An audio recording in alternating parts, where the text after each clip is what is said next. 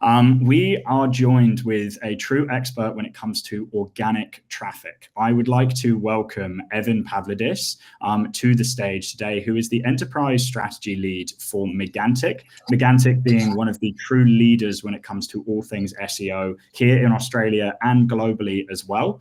And he's really going to be understanding what it means to seize the surge, that being winning your organic traffic this Black Friday. So Evan, great to have you and excited to hear this. Amazing. Thanks so much for the warm welcome, Hugh. I don't think I could have said it better myself. So yeah, like you said, really excited to be here today. Really excited to walk you through some of our findings in terms of what we've seen our clients succeed with during these sales periods, because from our experience, Black Friday, Cyber Monday, as I'm sure I'm preaching to the choir here, can really be a huge pivotal opportunity to really accelerate growth and revenue for the year. So let me just quickly figure out how I will share my screen, and hopefully we don't have too many technical issues.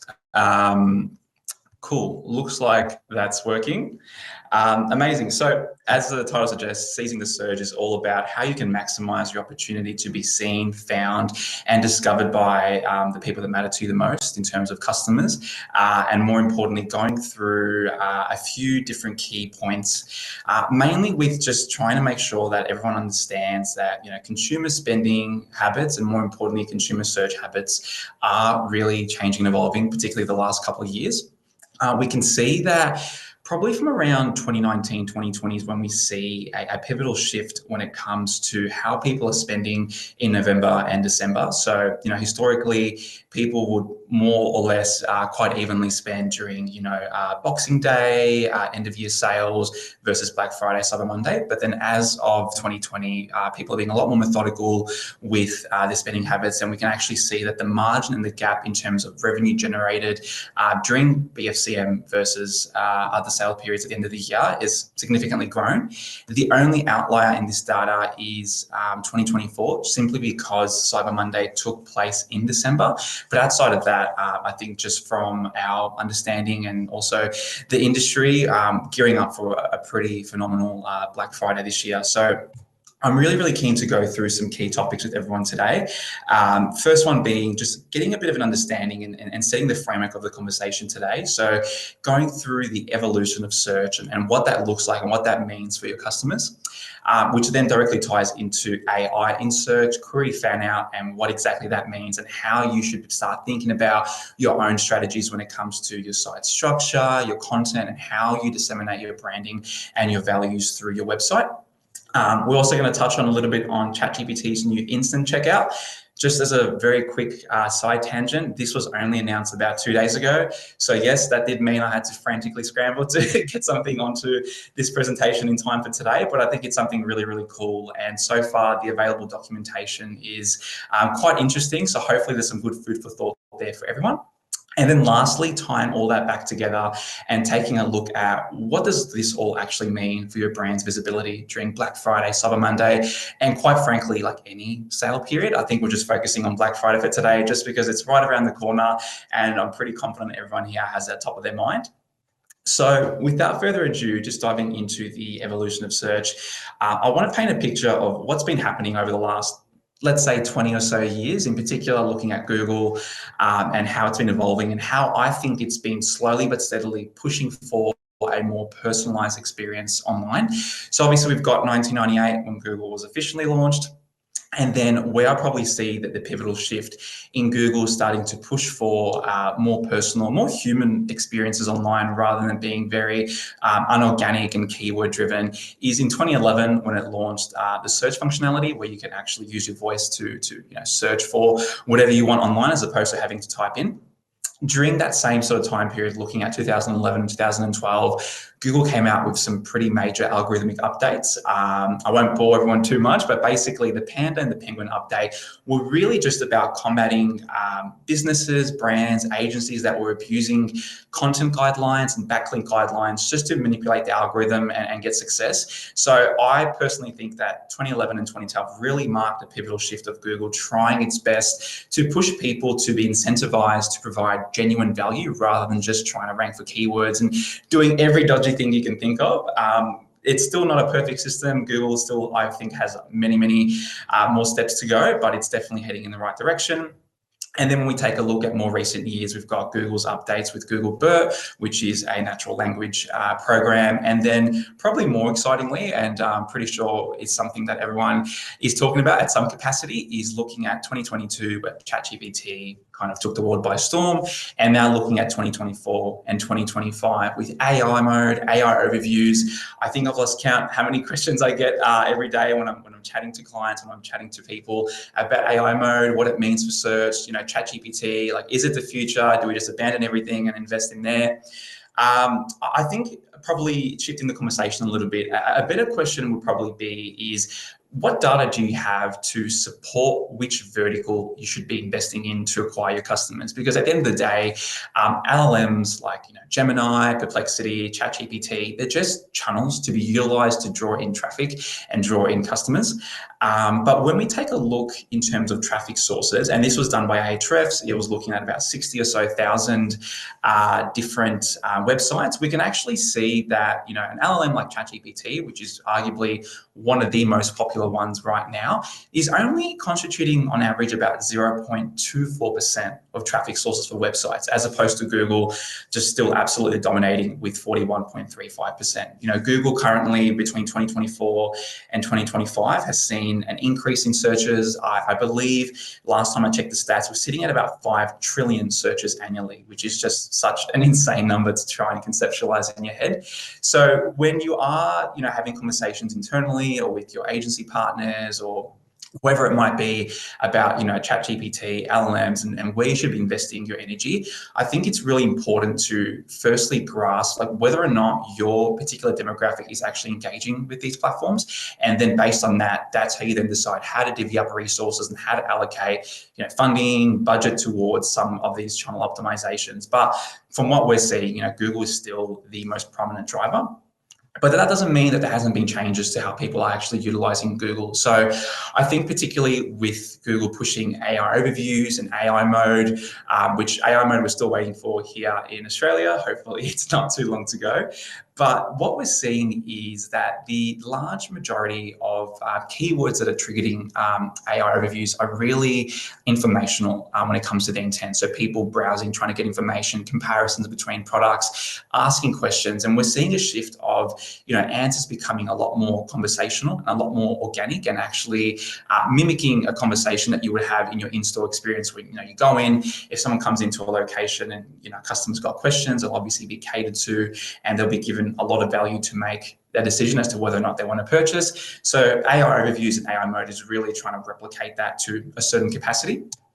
So what we're actually observing is, in terms of those top of funnel queries constituting of things such as what is the best XYZ, what is better for, or how to, that's where we're seeing some really big increases. So what I'm talking about here is, let's say, what is the best, let's say, running shoe for a beginner, or what is the best treatment for acne. Taking a look at what is better for my health, or looking at how to integrate Gmail into HubSpot and then do a test. So really long tail search terms, really top of the funnel, informational based search intent is where we're seeing search evolving towards. So it doesn't necessarily mean that you need to overhaul your entire strategy, but it's more so a matter of a question that I have for everyone here is how are your customers searching for your products? And has anyone here actually noticed a shift? So, whether it be through your search console, maybe the keyword reports in your Google Ads data, are you noticing more top of the funnel questions starting to come through? Are you noticing a shift in search behaviors and how people are actually trying to find your products? So to dig into this a little bit deeper in terms of how AI actually creates some of these search results, what we're going to talk about is query fan out and what this means for your content method. Without getting insanely technical, query fan out essentially is a little bit different to traditional search. So in traditional search, what would normally happen is you pop in your keyword. So you might look up running shoes, for example, and then Google will display, your top 10 blue links, the top 10 pages that, they think should be ranking the best for, and they think they're better catered for that search. AI mode is a little bit different. So if I go online and I look up, let's say, running shoes, what the model will do is actually prompt itself and ask multiple questions. What it's trying to discern is the contextual placement of the keywords in your query, and more importantly, the intent that you're showcasing behind it. If you're looking up running shoes, the intent is probably either informational, we're trying to gather information about running shoes. So then it'll prompt itself like, what are the best running shoes? What are the best running shoe brands? Like, should I buy running shoes? It'll also understand there's a bit of a transactional element depending on your search history and what you're showcasing to Google as you're in market for. So it'll then prompt itself like, are there any running shoes on sales at the moment? Best time to buy running shoes, best features to look for in running shoes, or affordable versus expensive running shoes, pros and cons. So all these questions are actually happening simultaneously in the back end. And then when you see that summarized conversational overview, that's what the query fan out method looks like. So to validate this a little bit further, we can actually see that what's triggering AI overviews the most is actually these long queried search terms. So just to give a really basic example here, if I look up green apples, which is about a 2 keyword query, 26% chance that an AI overview will sort of appear and display some information. Whereas if I take it the next step further, instead of looking up green apples, I might look up, I don't know, are green apples or red apples better for my health? That's where you'll find where AI overviews excel. And that's really where the technology comes into play in terms of answering these conversational components. So in order to cater to that, what we need to do is shift our thinking when it comes to structuring our websites and structuring our content. So the biggest takeaway, I think, for today, if anything, is that I want everyone to start thinking about not clustering their content on one individual page, but rather trying to fan out as much as possible where it makes sense and where it adds value. So let's say you've got a collection page and it's about black cocktail dresses. If we're going to try and mimic the query fan out method and try and have that in some capacity on our websites, start having to think about how can you have content that leads back to this black cocktail dresses. Is there sufficient scope to write about the fabrics that your brand uses? Is there sufficient scope to talk about the seasonal components of black cocktail dresses? When's the best time to buy one? Do we have information we can display on like body types and the different types of shapes that you cater for? Like, all of this information is going to position you as an expert in your field. What Google and AI modes and all these LLMs are trying to do is get an understanding of how all your content on your website is semantically related and connected. So going beyond just having a few category collections set up, but really thinking about your internal linking structure and how you can actually showcase that, yes, this is our main product, this is what we want people to come and purchase, but this is the reason why. And having all these extra pieces, whether it be subcategories, whether it be blog articles, whether it be supporting content, just to really showcase that, hey, you know what, we have the most valuable information. That's where you're going to find success, rather than just trying to focus too much on the keywords. Really try and focus on the intent and the experience that you're trying to curate for your shoppers online.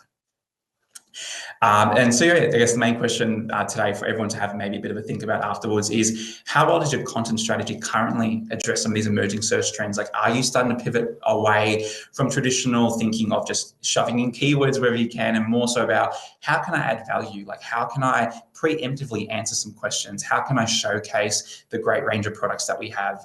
And this will be probably a really big step up from your competitors if you're starting to think about some of this terminology.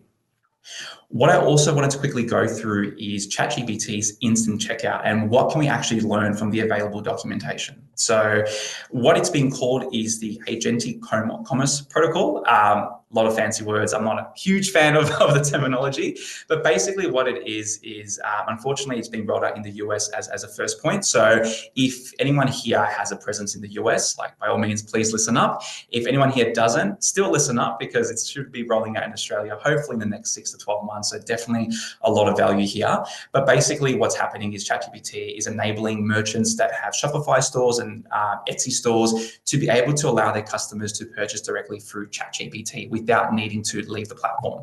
So if we take a look at an example that ChatGPT is using, is you might say, hey, I've got a housewarming that I'm attending. I want to find a gift for my friend. I'm kind of thinking of something handmade, perhaps a ceramic dinner set, and I really want it to be in white and tan, under $100. And then what the GPT will do is then display a few products that are accurate, and you can actually go through and purchase directly through there. So basically what this is, it's just another market, right? It's another marketplace for you to tap into. It's not too dissimilar from like eBay or Amazon.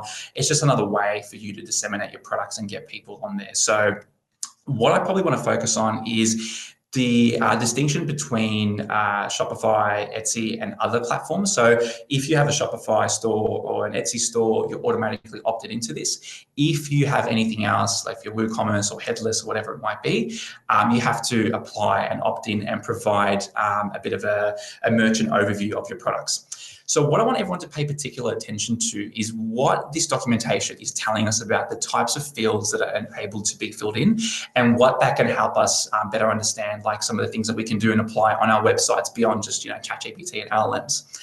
So we can see that quite a few are required. So the name of your product, of course, the category, we can look at the condition of the product, the material, all that. But then we'll notice that there's a lot of other fields like length, width, height that are marked as optional. And then looking at some other ones like color, size, they're recommended, but not mandatory.